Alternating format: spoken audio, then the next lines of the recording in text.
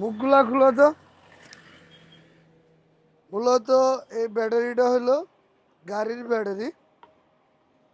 তবে দেখি কি অবস্থা, আপনারা সাথেই থাকবেন।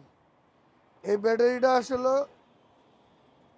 মানে গাড়ি স্টার্ট হয় না, কি কারণে হয় না বিস্তারিত আপনাদের সামনে আমি চেক করব।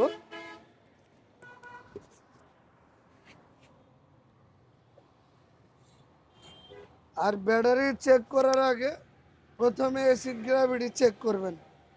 অ্যাসিড গ্র্যাভিটি যদি 1250 থাকে তাহলে ঠিক আছে। এই সেলফে অ্যাসিড গ্র্যাভিটি আছে 1250। এই সেলফেও 1250 অ্যাসিড গ্র্যাভিটি আছে। অ্যাসিড গ্র্যাভিটি পারফেক্ট আছে। এখন আমি লোড চেক করব।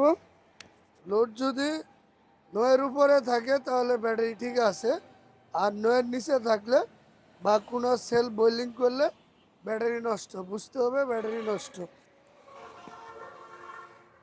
ব্যাটারিটা ঘুরাছো।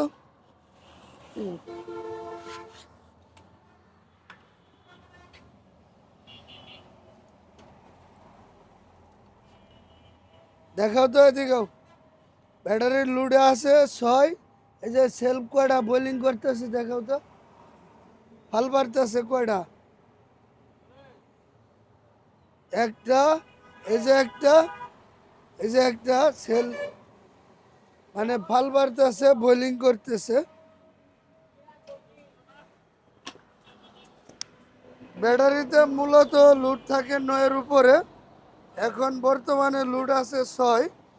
আর এই যে নেগেটিভ সেলফটা আর এই সেলফটা হলো নষ্ট, বোলিং করতেছে, তার মানে এই ব্যাটারি নষ্ট। আর এই যে এখানে দেখেন, এই যে ব্যাটারির পুস্ট গলে গেছে। এই গলা যাওয়ার কারণে ব্যাটারি গ্যারান্টি থাকলেও পাবেন না। আর এই ব্যাটারি পুশ গলার কারণ হলো যখন এই সেলফের তারগুলা লাগানো হয়, তার যদি লুজ থাকে আর ড্রাইভার যদি গাড়ি স্টার্ট দেয় তখন কিন্তু এখানে ফায়ার করে ব্যাটারি লুজ কালেকশন থাকলে এই ব্যাটারির পুশগুলা গলে যায়। আর ব্যাটারির পুশ গলে গেলে গ্যারান্টি হবে না। এই জিনিসটা আসলে বুঝতে হবে। যাই হোক, এই ব্যাটারিটা নষ্ট হয়ে গেছে, দুইটা সেলফ একদম নষ্ট। লোড আছে 6 এবং যদি এই গ্যারান্টি থাকে তাহলে ব্যাটারিটা চেঞ্জ পাইতো, কিন্তু এই পুশ গলার কারণে গ্যারান্টি হবে না। সবাই ভালো থাকবেন, ধন্যবাদ।